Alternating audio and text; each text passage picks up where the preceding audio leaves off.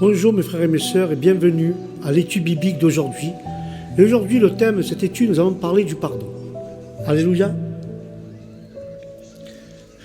Qu'est-ce que c'est le pardon? La parole de Dieu dira: pardonne-nous nos offenses comme nous pardonnons aussi à ceux qui nous ont offensés. Jésus, dans sa prière du Père, il enseigne à ses apôtres de délivrer une des valeurs fondamentales du christianisme. Le pardon, que signifie-t-il? Comment pardonner à celui qui nous a fait du mal? Qu'est-ce que c'est le pardon?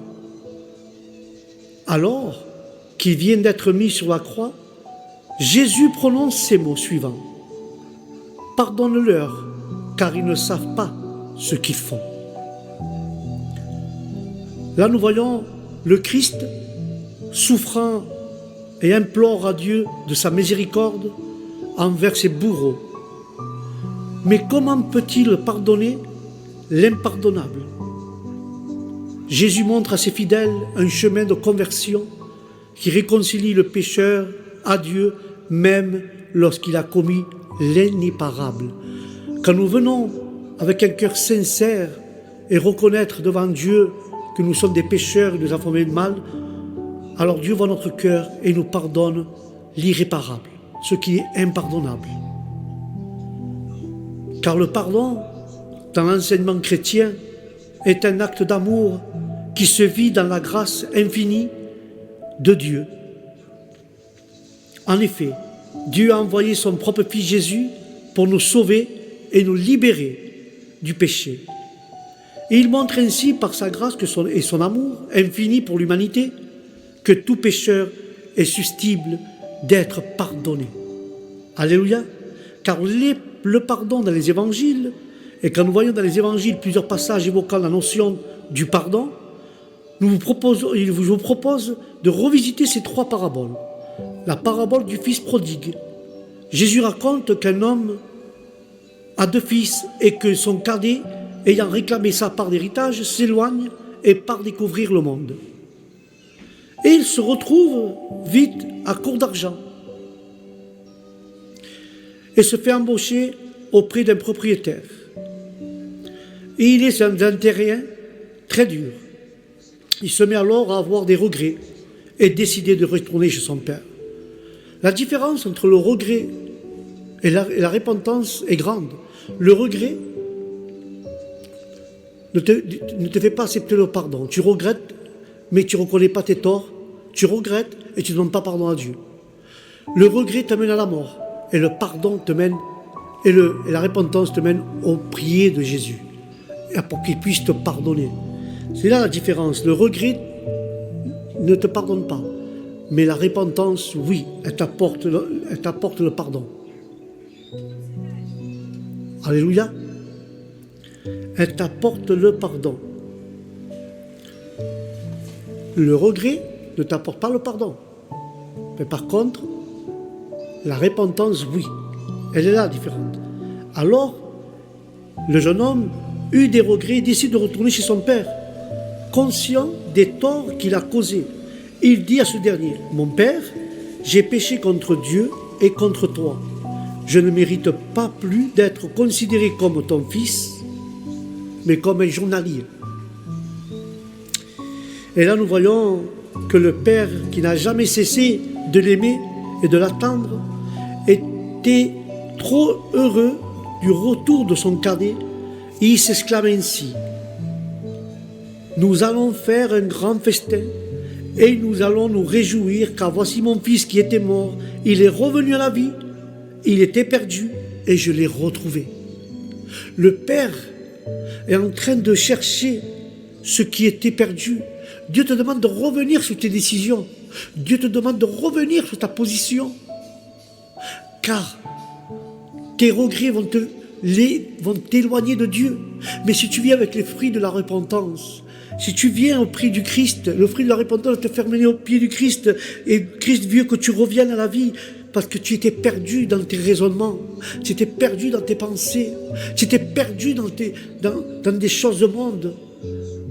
Mais Dieu te demande de revenir dans ton cerveau, de te revenir dans ta conscience, de ne pas avoir de regrets, mais avoir du fruit de repentance. Dieu te dit, tu étais mort dans les péchés, et Dieu que tu viennes à la vie, car tu t'es perdu, et tu as retrouvé le chemin pour aller à la maison du Père.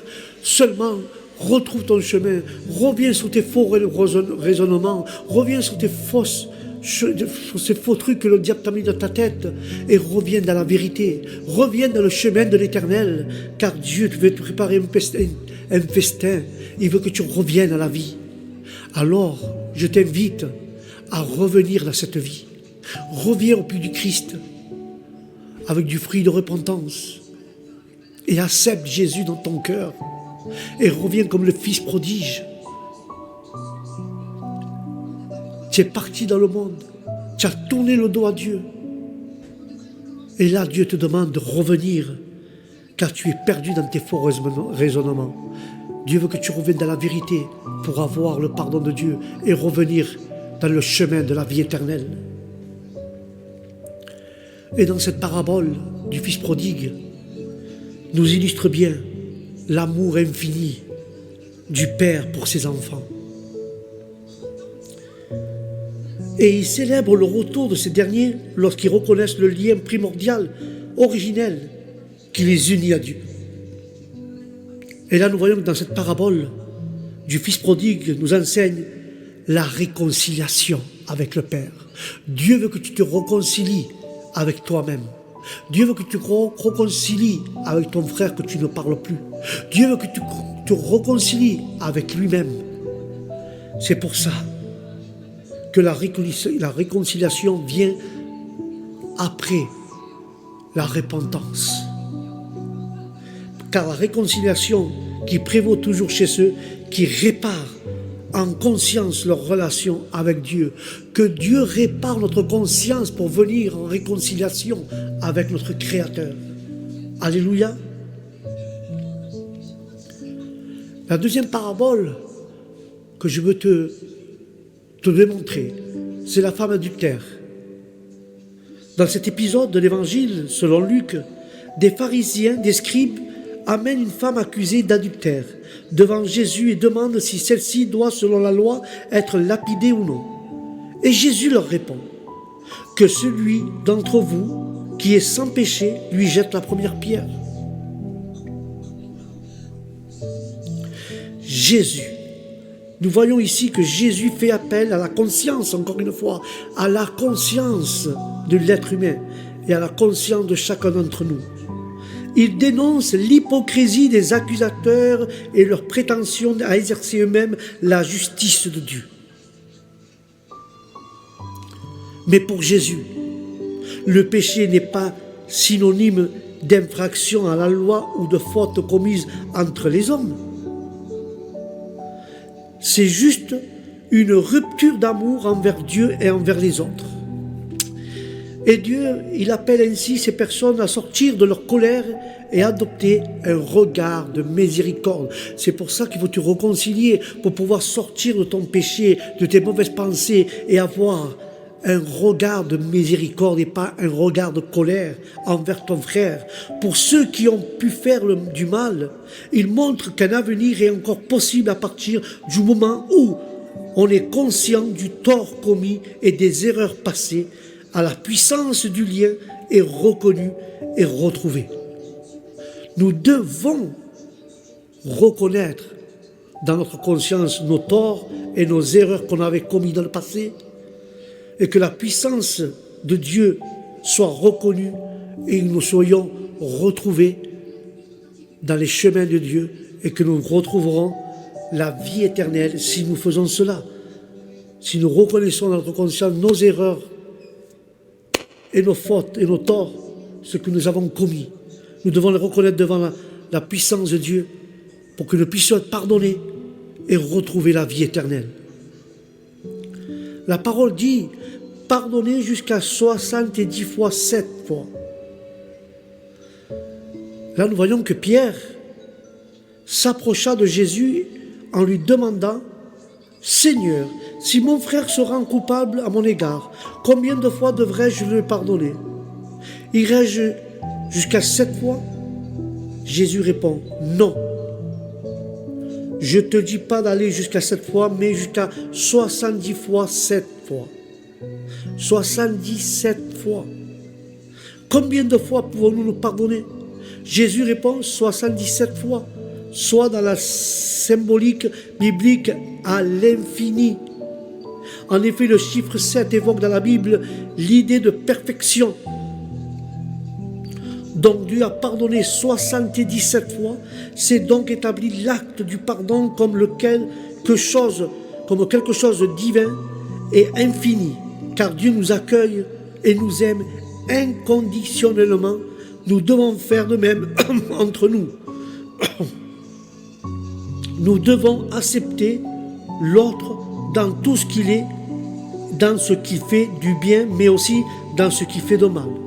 Nous devons le considérer. Là, ça réside tout le sens de l'amour et du pardon chrétien. Nous devons pardonner le frère qui fait du bien comme le frère qui fait du mal. Car le pardon peut être ainsi considéré comme un chemin qui nous ramène à la relation à Dieu et à l'autre. Le donner ou l'obtenir s'oppose à un élan d'amour, une reconnaissance avec humanité et son humanité dans toutes ses dimensions et recèle d'un certain pouvoir de réparation d'une relation qui a été brisée, frères et sœurs.